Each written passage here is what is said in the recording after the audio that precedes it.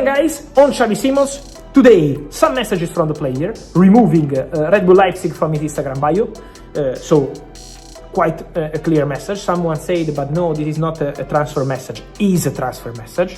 XAVI Simons wants to go. XAVI Simons doesn't extend the contract. 2 years left on his contract. He's not going to sign a new deal. So he's sending quite a clear message. He doesn't want to stay at Leipzig. He wants to go.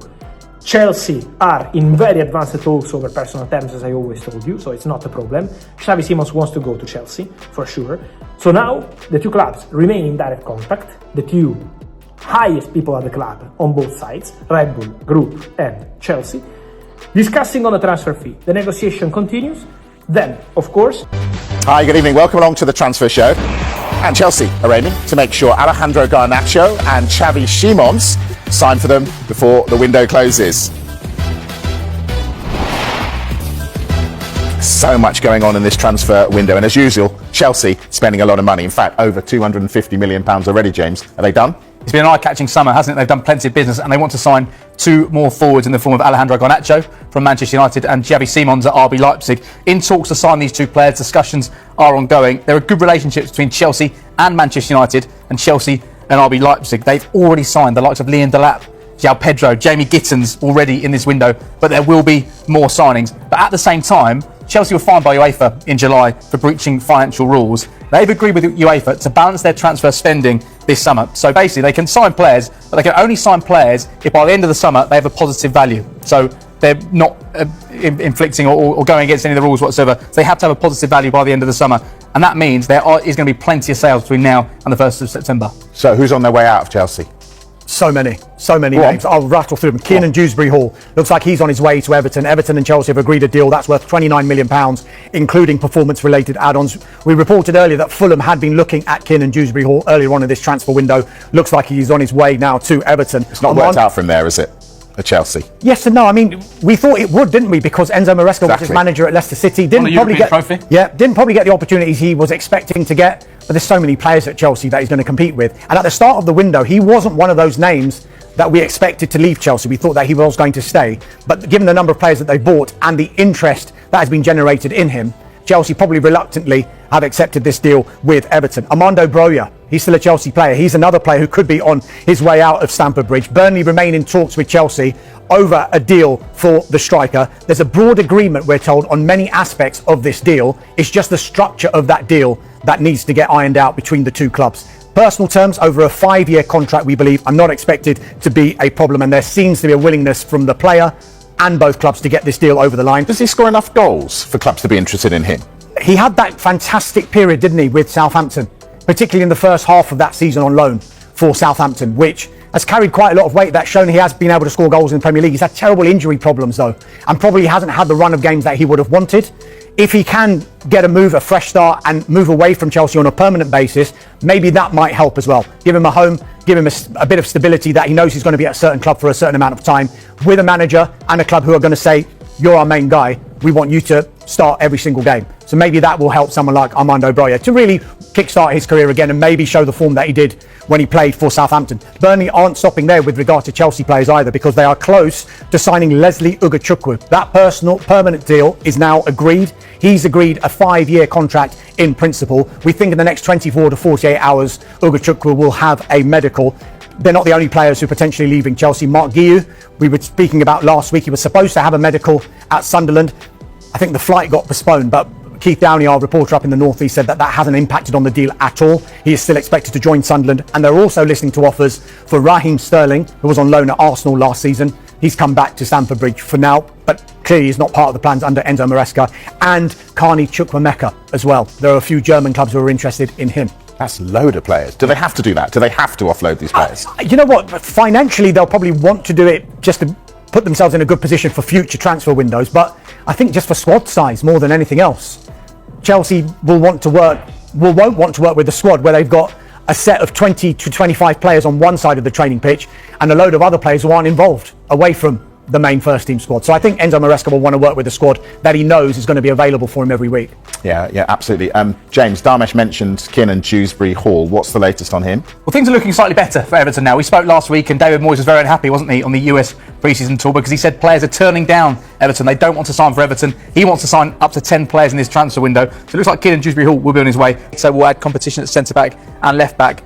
Now, at the same time, Chelsea agree with UEFA to balance the books and balance their transfer spending this summer. They were fined by UEFA earlier on this summer, as were Aston Villa, and they've agreed to certain financial measures to be in place. They're unable to register new players to play in Europe unless they have a positive transfer balance by the end of the transfer window. So basically, they need to show they've made more money from player sales than they've spent on signing players, and that is why there is a real priority in terms of outgoings in this window as well. There's a long list as well. I'll quickly run through some of the live ones at the moment with regard to Chelsea. Kiernan Dewsbury-Hall.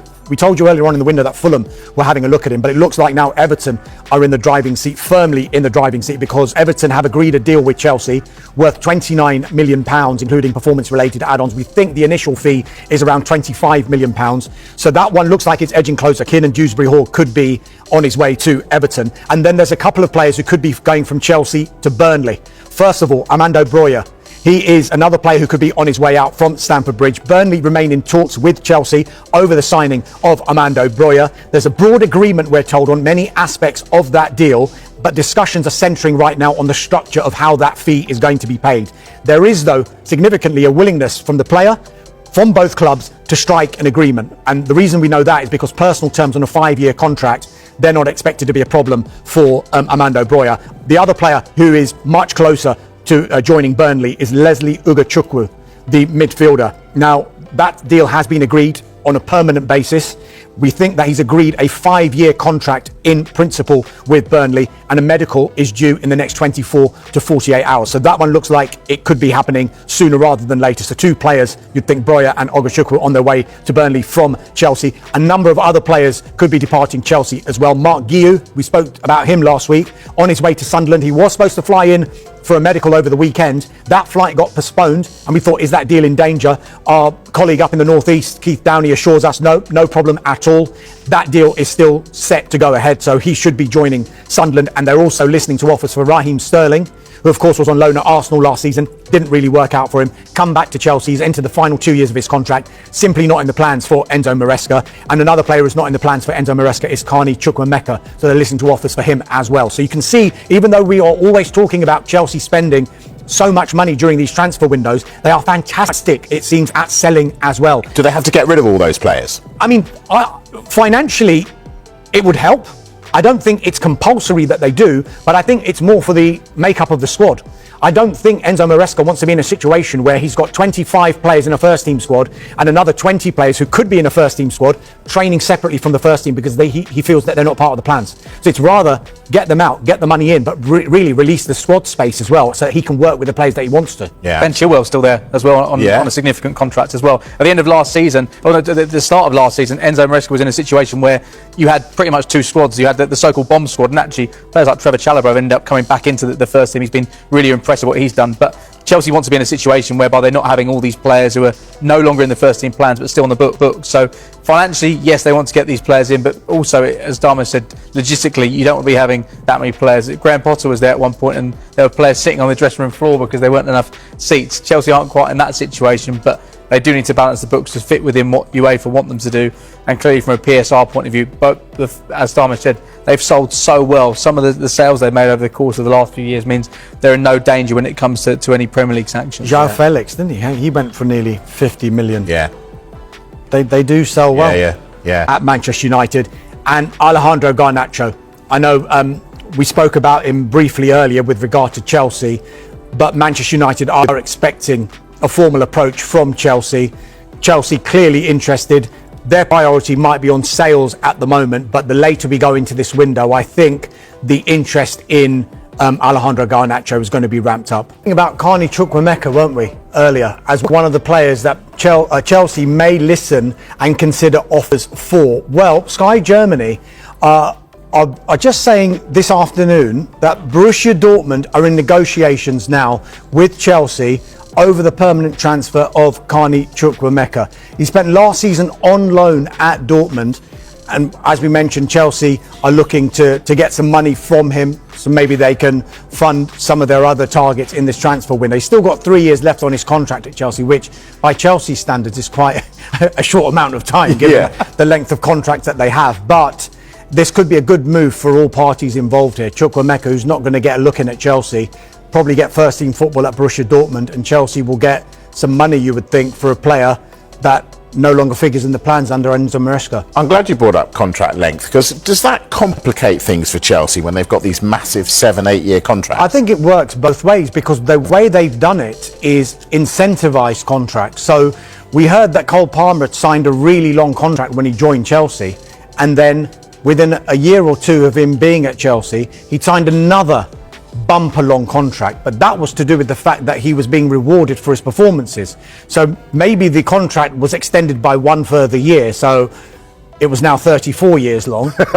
But in all seriousness, it was because it was reflective of his performances. And so they said when he joined, you're going to be on this much money now, which is good money, but if you perform and reach these targets, then we will reevaluate and you'll get paid more money, which is what they've done. And so that it incentivizes the Chelsea players, even if they're on long-term contracts, to get better terms on those contracts. So it can work one of two ways, but they'll always have a contract where when it comes to selling these players, Chelsea will probably still be able to get money because of the length of contract they've got left. And that's why, for instance, you take a player like Nicholas Jackson, who may want to move in this transfer window. He's still got, I think, 6 or 7 years left in his contract, but because they're on a base salary which is so low compared to what they could potentially get elsewhere, if he's not playing, he'll be on, for football terms, a relatively low contract at that point. So it gives you an incentive to want to move to another club to get a better offer elsewhere. So if you are sitting on the bench and you're going to go elsewhere, you'll get better money. There's no value in these players sitting on their contracts because they simply could get much more money elsewhere.